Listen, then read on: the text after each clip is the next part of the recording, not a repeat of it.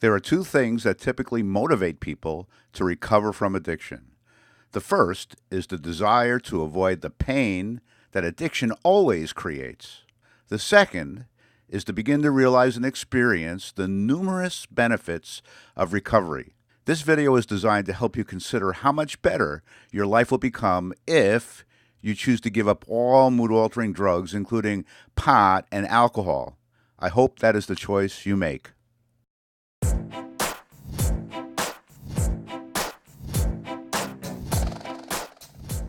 Hi, I'm Slick. I'm that voice in your head that convinces you to keep getting high, no matter what little problems your addiction causes. Saul here wants to convince you to stop using just because of some of these little bitty consequences.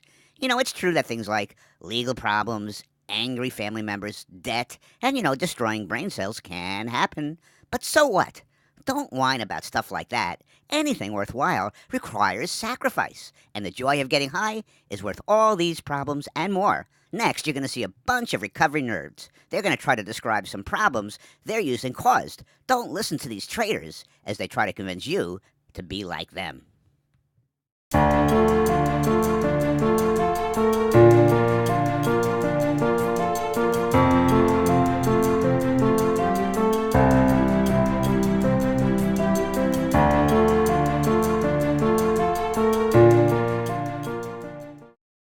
As far as consequences from my addiction, it affected every area of my life. Everything revolved around getting high. That's all I thought about. That's all I cared about. I woke up in the morning and I'd start smoking pot, and I'd go to work. I'd work odd jobs here and there when I needed money, and I was constantly using at that time. I had no finances at all to speak of. I had no finances to speak of. I had no spiritual life of any kind. My health was deteriorating. There were days where I'd actually look in the mirror and I'd see my eyes were getting a little bit yellow. Jaundice was starting to set in. But I was so sick that I'd stopped drinking whiskey and stopped doing narcotics at that time and just switched to wine and beer. That's how diluted I was, and of course marijuana too. So every area of my life was completely, absolutely, and totally unmanageable. I had motorcycles repoed. I had no money in the bank. I just had nothing. In fact, when I finally moved out of the place I was staying after I got out of treatment, I was 27 years old, and everything I owned fit in 2 cardboard boxes. Drugs and alcohol caused more problems in my life than I could even name, but a lot of the main ones was it caused a problem with my relationship with my children, with my relationship with my husband. I lost my house. I had my own cleaning business. I lost that because of using. I didn't hang out with my family anymore, and I was always really close with my mom and dad and my brothers and sisters, but I just disassociated with them anymore, and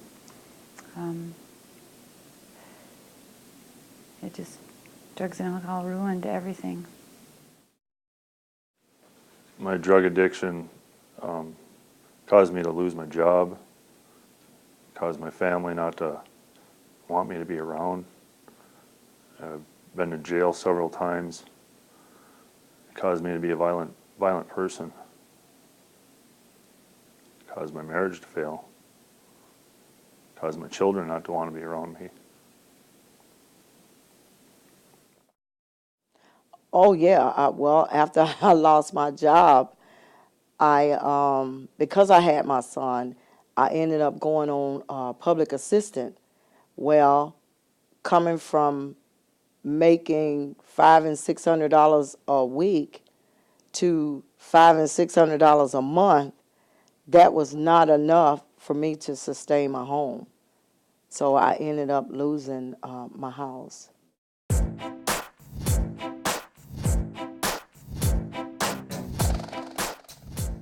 Yes, it's true that holding a job and saving money might not fit with the party lifestyle. It's also true that getting high can be pretty expensive. But that is no biggie. There's lots of opportunities to permanently borrow money from others. Overdrawing credit cards, defaulting on loans, and manipulating friends and relatives can work really, really well.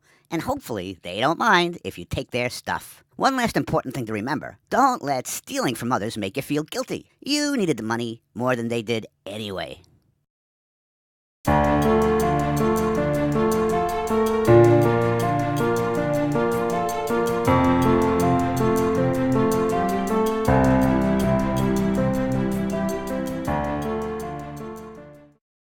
Consequences financially were huge. I drained both of my bank accounts. I set up a credit card so I could take cash from it without my wife knowing about it.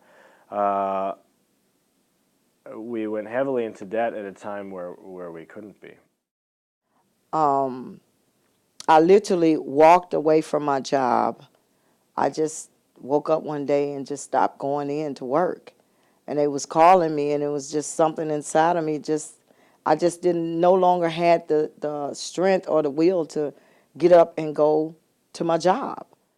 My relationship with my kids deteriorated immensely in a way that I didn't see at the time at all. Little things were just lost. My wife, we lost touch really with each other. It stopped being a marriage and more of a relationship of seeing who could catch who with what.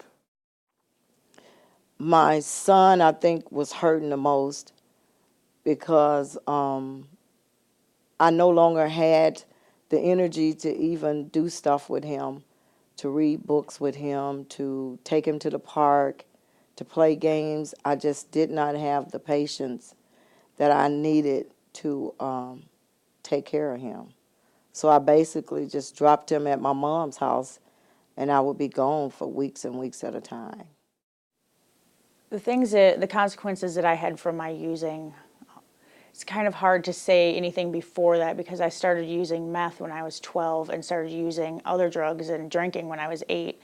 I don't really remember before that, but I know that I had nothing. I had no family. They didn't want anything to do with me. I had my parents, my sisters, my brothers, anybody else wanted nothing to do with me. The only friends I had were friends that were there because we used together, or I gave them dope to hang out with me because I didn't want to have that consequence of why are they hanging out with me. I lost everything, my house, my cars, any material things, and that wasn't really that big of a consequence, but I lost my soul. And I don't know if there was a time that I actually specifically gave that up, but I know that I thought about it a few times, and I would have given it to stay high.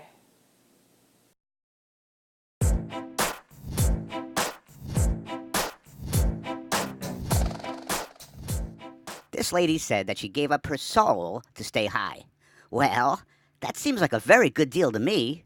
Wouldn't you rather have a buzz than a soul? How often should you get buzzed? Well, one day at a time. Anyway, this next group of recovery zombies are going to suggest that recovery has benefits. They're going to try to convince you that dumb things like keeping a job and having emotional stability and having healthy relationships is more important than getting high. Whatever you do, don't buy into this recovery propaganda.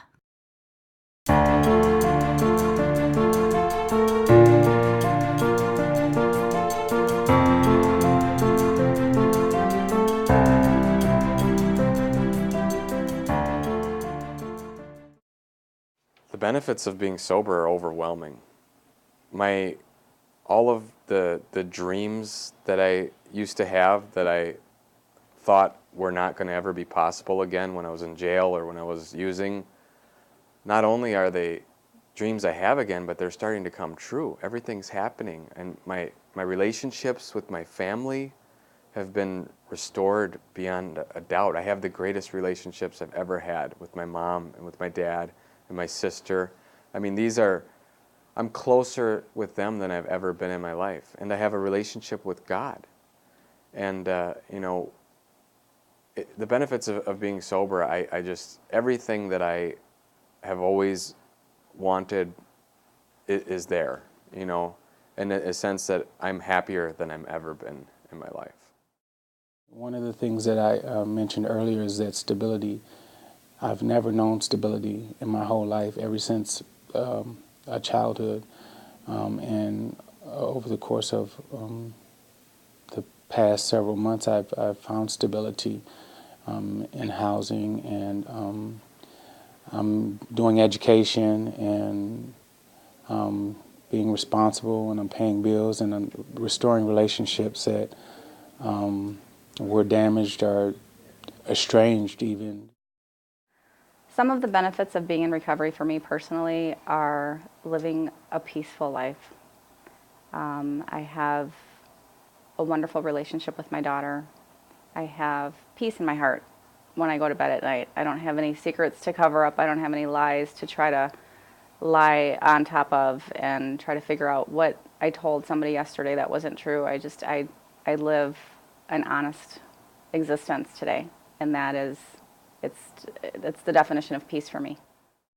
The benefits of being drug and alcohol free is that I've gotten my life back. Beyond just getting my children back, my career back, I've gotten myself back. Drugs and alcohol have taken myself, my name away. I was considered a crack addict. Now I'm considered a free person. It's given me a career. I've been able to be a father again. Well, as you know, I have had my own encounter with self-destructive drug addiction. I went through treatment many years ago, and when I first cleaned up and got clean of the drugs and got it out of my system and began to be free from the oppression of the voices of addiction, I began to realize that I had been walking with blinders on. I would go out to a park and I would look at the flowers and the bees and just the birds and just natural things. I was overwhelmed of the beauty of it. At night I would look up at the stars and I was fascinated by all of creation. It was like I had a rebirth. I was once again able to appreciate life around me. It was like coming back from the dead, actually. My life is better, free of drugs and alcohol, because I can face every day. I can get up and get out of bed. I can contribute to society. I can help others. I am a mom again. The list is endless. The benefits of recovery are real and they are available to you. Here are 3 questions I want you to consider. How much pain has my addiction already caused? How much more pain will it cause if I keep using? How much can my life improve if I stop using? To get worksheets or see additional videos to help think through these and related questions, go to slickrecovery.com.